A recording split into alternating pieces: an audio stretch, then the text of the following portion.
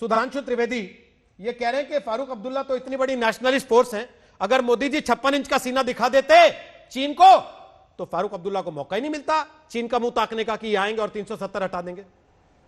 देखिए, मुझे लगता है कि सलमान निजामी साहब भूल जाते हैं क्या, कश्मीर का मुद्दा मोदी जी की सरकार आने से पहले जब जब उठता था, आज से नहीं, मैं 50-60 साल पहले के जमाने से कह रहा हूं, तो क्या होता था, केवल एक सोवियत संघ हमारे साथ खड़ा होता था, बाकी लगभग पूरी दुनिया पाकिस्तान के साथ होती थी। और आज हालत क्या है, जब कश्मीर का मुद्दा आता है तो केवल चीन पाकिस्तान के साथ खड़ा होता है, बाकी लगभग पूरी दुनिया हमारे साथ है। इक्का दुक्का आप मलेशिया वगैरह को छोड़ दें।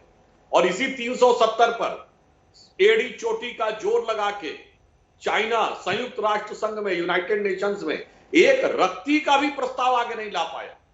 मतलब एक बंद कमरे में बैठक कर लो, चाहे जो कर लो, जिसका ना रिकॉर्ड होगा, ना ब्रीफिंग होगी, ना कुछ होगी, कुछ नहीं कर पाया। और उसके बाद आप कहते हैं 56 इंच का सीना। जनाब बताइए, चीन के साथ आज कौन है नॉर्थ कोरिया और पाकिस्तान के अलावा? और दूसरी बात ये बताइए, मिसाइल टेक्नोलॉजी कंट्रोल रिजीम में हम सदस्य कुछ नहीं कर पाया ना।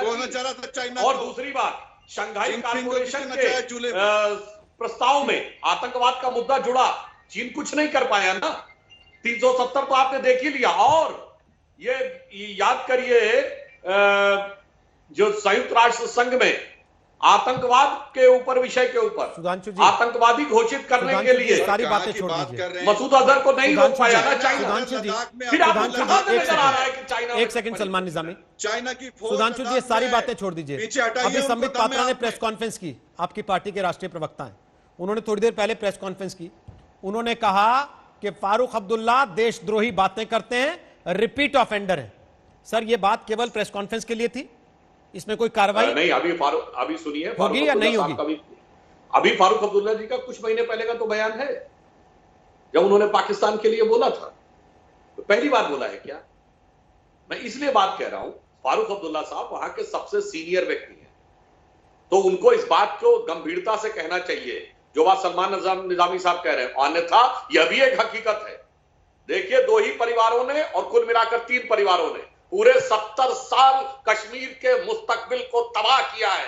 एक नेहरू परिवार, एक अब्दुल्ला परिवार और पिछले 25 साल में मुफ्ती परिवार। इन्हीं 3 ने तो जिनके साथ आपने सरकार बनाई थी, ये कहते हुए कि अब ये राष्ट्रवादी हो जाएंगे। हाँ, वो आपने बिल्कुल सही कहा। हम बिल्कुल मानते हैं रोहित जी, हमने सरकार बनाई थी पीडीपी के साथ। और ऐड कर देता हूं, हमने पीडीपी के साथ ही नहीं, उत्तर प्रदेश में बसपा के साथ भी सरकार बनाई थी। हमने डीएमके के साथ भी गठबंधन किया था तमिलनाडु में, हमने जेडीएस के साथ भी कर्नाटक में किया था, पर कहीं अपना मुख्यमंत्री बनाने के लिए नहीं। हमने एक प्रयास किया था, वह गलत था, वह महामिलावट थी। जब प्रधानमंत्री नरेंद्र मोदी जी कह चुके कि हमने एक प्रयास किया, वो गलत रहा, और हमारे लिए उन्होंने शब्द प्रयोग किया, वह महामिलावट थी, जैसे विपक्ष की महामिलावट थी। हमने भी प्रयास किया, नहीं सफल हो पाया। सुधांशु जी, जब आप प्रेस कॉन्फ्रेंस में ये कहते हैं कि देशद्रोही बयान दे रहे हैं फारूक अब्दुल्ला और रिपीट ऑफेंडर है, सर कार्रवाई क्या है उस पर, या केवल बयान के लिए है? ये वो भी बयान देते रहेंगे, आप भी बयान देते रहेंगे, सरकार भी बयान देती रहेगी, दोनों तरफ से बयानबाजी चलती रहेगी और लोग अपना मजा लेते रहेंगे बीच में, बस ठीक है? देखिए, मैं कहना चाहूंगा, जब कोई राजनीतिक व्यक्ति, वो भी फारूक अब्दुल्ला जी जैसा सीनियर व्यक्ति, इतनी बार मुख्यमंत्री रहे और इतने समय तक उनके पिताजी शेख अब्दुल्ला से लेकर इतने लंबे समय तक रहे, जब वो बयान देते हैं ना, तो उनको जवाब राजनीतिक और नैतिक आधार पर देना होता है। रही बात संवैधानिक और कानूनी कार्रवाई, वह एक अलग विषय, उस पर सरकार करेगी। आज जवाब हम यहाँ राजनीतिक व्यक्ति के रूप में बैठे, राजनीतिक जवाब दे, नैतिक जवाब दे। ये कानूनी पेच की आड़ में बचने का प्रयास न करें। ये बोले नैतिक दृष्टि से जो उन्होंने बोला है गलत है कि नहीं, साफ साफ कहें गलत है, और फारूक अब्दुल्ला जी की मजम्मत करते हैं। और आज फारूक अब्दुल्ला जी जेल में चले गए तो उनको बड़ा, कुछ दिन नजरबंद रहे, जेल में नहीं थे, कुछ दिन नजरबंद रहे, कुछ दिन।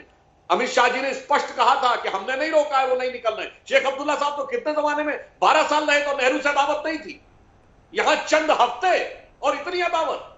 जरा इसका तो जवाब दे देना। सुशील पंडित हंस क्यों रहे?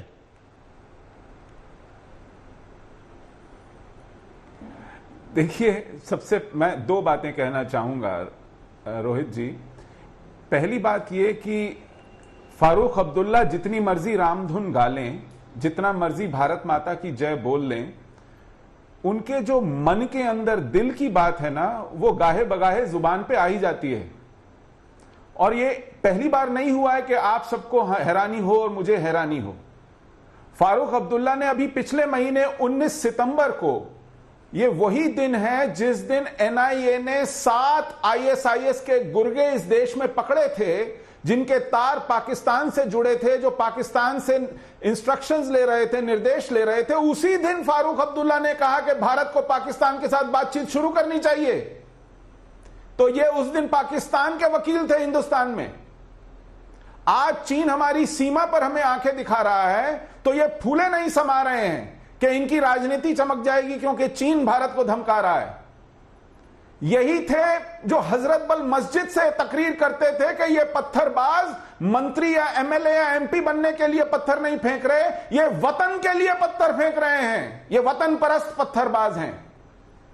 इन्होंने सोचा था कश्मीरी में भाषण देंगे तो देश में किसी को समझ में नहीं आएगा, लेकिन इसी फारूक अब्दुल्ला को समझ गई थी ये सरकार जब 5 और 6 अगस्त को, ये मेरी दूसरी बात है, 5 और 6 अगस्त को संसद में हमारी ही सरकार ने कहा था कि इन परिवारों ने इस कश्मीर को बर्बादी के मुहाने पर लाकर खड़ा किया है, इन्होंने लूटा है लाखों करोड़ रुपया जो इस देश ने कश्मीर पर खर्चा है, उसको जेबों में भरने का काम, कश्मीर में दहशतगर्दी फैलाने का काम, आतंकवाद और जिहाद लाने का काम इन्हीं लोगों ने किया है। इन्होंने पुष्टपनाही की है हुर्रियत के लोगों के साथ मिली भगत करके।